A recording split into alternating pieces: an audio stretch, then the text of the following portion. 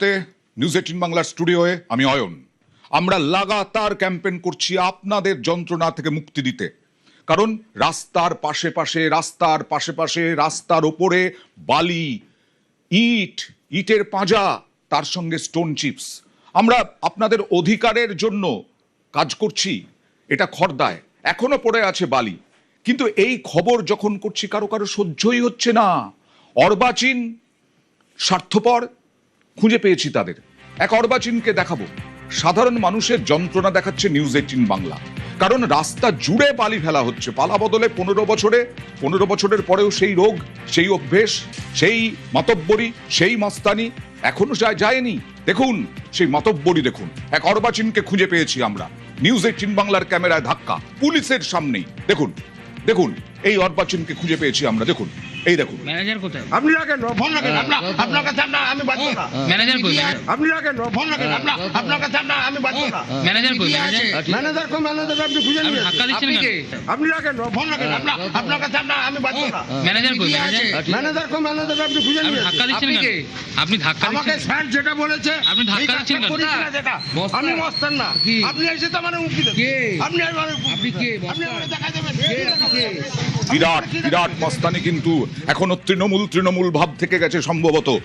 চলে যাবো সরাসরি সুবীরের কাছে। সুবীর, প্রথমে জানতে চাইবো ঠিক কি হলো এবং পুলিশের গাড়ি দাঁড়িয়েছিল সেখানে। অয়নদা, যখন আমরা নিউজ 18 বাংলা বিভিন্ন জায়গাতে এই যে ইট বালি ইমারতি দ্রব্য বেআইনিভাবে যারা ফেলে রাখছেন, অসাধু ব্যবসায়ী থেকে শুরু করে প্রমোটাররা, যখন আমরা এই খবর সম্প্রচারিত করছি, তখন কিন্তু এই খবর সম্প্রচারিত হওয়ার পর থেকে বিভিন্ন জায়গা থেকে কিন্তু আমাদের কাছে ফোন আসছে এবং সেই জায়গা থেকে তারা আমাদেরকে ডাকছেন যে আপনারা আসুন, আমরা বলতে ভয় পাচ্ছি, আপনারা এসে এই পুরো বিষয়টা দেখুন। এবং যখন আমরা সেই খবর পেয়ে ঘটনাস্থলে যাই, এটি হচ্ছে খড়দহ পৌরসভার 6 নম্বর ওয়ার্ড এবং এটি হচ্ছে নীলগঞ্জ রোড, যেখানে ঘটনাটা ঘটেছে সেটা হচ্ছে দস্তিদার বাগান। এখানে দেখা যাচ্ছে যে পাশে একটি আবাসন হচ্ছে, সেই আবাসনের পাশে রাস্তা একদম দখল করে সেখানে বেআইনিভাবে ইমারতি দ্রব্য ফেলে রেখেছেন এই সমস্ত প্রমোটার, যারা অসাধু ব্যবসায়ী তারা। এবং এই রাস্তা অত্যন্ত গুরুত্বপূর্ণ রাস্তা এবং এই রাস্তাতে অয়নদা তোমাকে জানিয়ে রাখি, যেমন ইংলিশ মিডিয়াম স্কুল রয়েছে, তেমন সরকারি স্কুল রয়েছে, ব্যাংক রয়েছে এবং সেই জায়গা থেকে দাঁড়িয়ে এই বালি দখল করে ফেলে রেখেছে। সেই জায়গা থেকে ছাত্রছাত্রীরা সেখান থেকে যাতায়াত করেন, এখান থেকে বাস যাতায়াত করে। যখন তখন সেই খবর করতে গেলে, সেই সমস্যার কথা আমরা বলতে গেলে, সেই সমস্যার থেকে মুক্তি দিতে গেলে আমি নাম জানতে চাইবো, তারপরে পরিচয় জানতে চাইবো। কে এত বড় সাহস কি করে হলো যে ধাক্কা মারা হচ্ছে নিউজ 18 বাংলার ক্যামেরায়? দেখুন আরেকবার। ম্যানেজার কোথায়? আপনি রাখেন, ফোন রাখেন। আপনার কাছে আমি বাধ্য না। ম্যানেজার কই? আপনি রাখেন, ফোন রাখেন। আপনার কাছে আমি বাধ্য না। ম্যানেজার কই? ম্যানেজার কোন ম্যানেজার? আপনি খুঁজে নিয়ে ধাক্কা দিচ্ছেন কেন? আপনি রাখেন, ফোন রাখেন। আপনার কাছে আমি বাধ্য না। ম্যানেজার কই? ম্যানেজার কোন ম্যানেজার? আপনি খুঁজে নিয়ে ধাক্কা দিচ্ছেন কেন? আপনি ধাক্কা আমাকে দিচ্ছেন। স্যার যেটা বলেছে আপনি ধাক্কা দিচ্ছেন কেন? যেটা আমি মস্তান না। আপনি এসে তো আমার মুক্তি দেন। আপনি আপনি কে? আপনি আমাকে দেখা দেবেন। আপনি আমাকে কি দেখাবেন? এখনো যায়নি অভ্যেস, এখনো যায়নি মাতব্বরি, এখনো যায়নি মাস্তানি। কে ইনি? সুবীর, স্যার কে আর ইনি বা কে? পরিচয় পাওয়া গেল? অয়নদা, যেই প্রমোটার এই ফ্ল্যাট আবাসন নির্মাণ করছেন, বেআইনিভাবে ইমারতি দ্রব্য রেখেছেন, তার পরিচয় তোমাকে দিই। সেই কিন্তু এলাকার বাবু বলে একজন প্রমোটার নাম সামনে উঠে আসছে এবং তার যে অ্যাসিস্ট্যান্ট, যার নাম হচ্ছে পরিমল বলে জানা যাচ্ছে। এবং এরা প্রত্যেকেই তৃণমূলের কিন্তু যারা কাউন্সিলর, স্থানীয় কাউন্সিলর, তাদের ছত্রছায়ায় কিন্তু তাদের এরকম এত দাপাদাপি।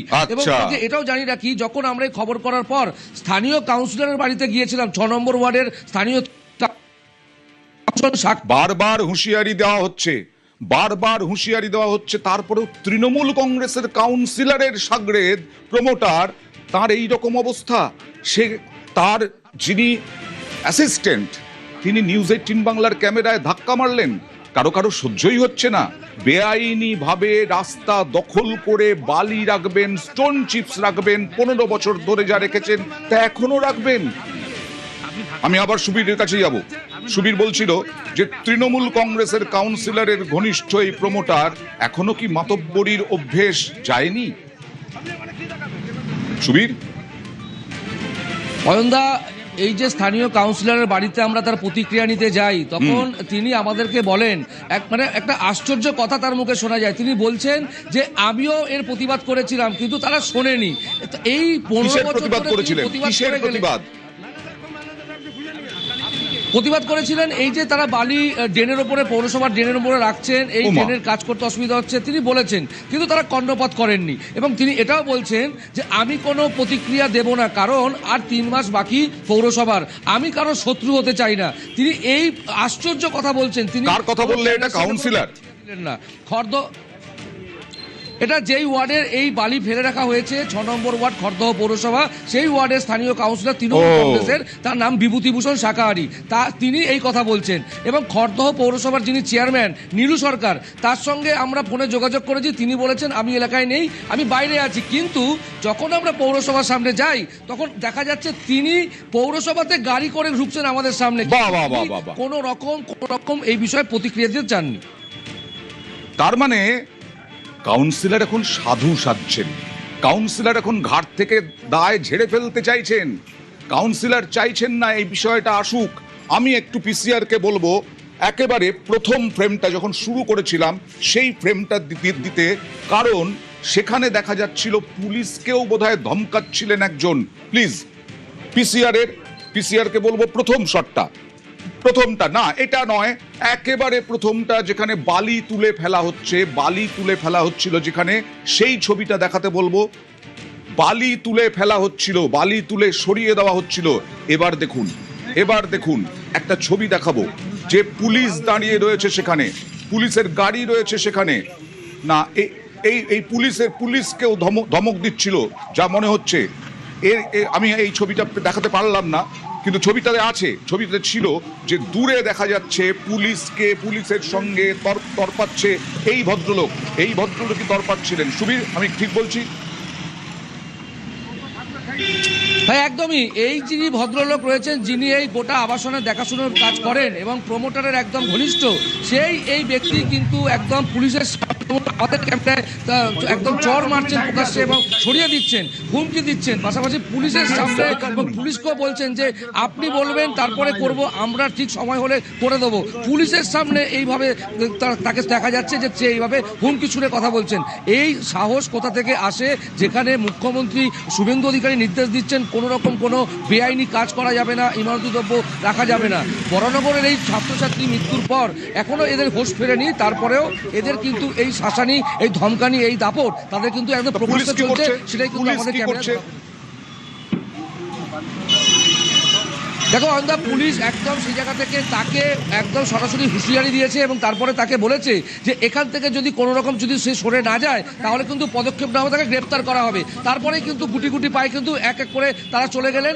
আমরা প্রশ্ন করলাম যে কেন আপনারা পালিয়ে যাচ্ছেন, তারা কিন্তু সেখান থেকে পালিয়ে চলে গেলেন। তারপরে পুলিশ অ্যাকশনে নামলো, পুলিশ কিন্তু সেখানকার যারা কর্মী তাদেরকে দিয়ে কিন্তু একদম এই যে বালি, সে বালি কিন্তু তুলে অন্যত্র কিন্তু তারা ফেলে দেওয়ার কাজ করল। সাধারণ মানুষের যন্ত্রণা মুক্তি দিতে চাইছি আমরা, সাধারণ মানুষের যন্ত্রণা দেখাচ্ছে নিউজ 18 বাংলা, আর কিছু মানুষের সহ্যই হচ্ছে না। যেমন ইনি প্রমোটার বাবু, কাউন্সিলর, তিনি ঘাট থেকে দায় ঝাড়ছেন, তিনি বলছেন তিনি কিছু বলবেন না, কারণ তার খারাপ হয়ে যাবে, ইমেজ খারাপ হয়ে যাবে, ইমপ্রেশন খারাপ হয়ে যাবে। আরেকবার দেখুন কি দাপট, দেখুন।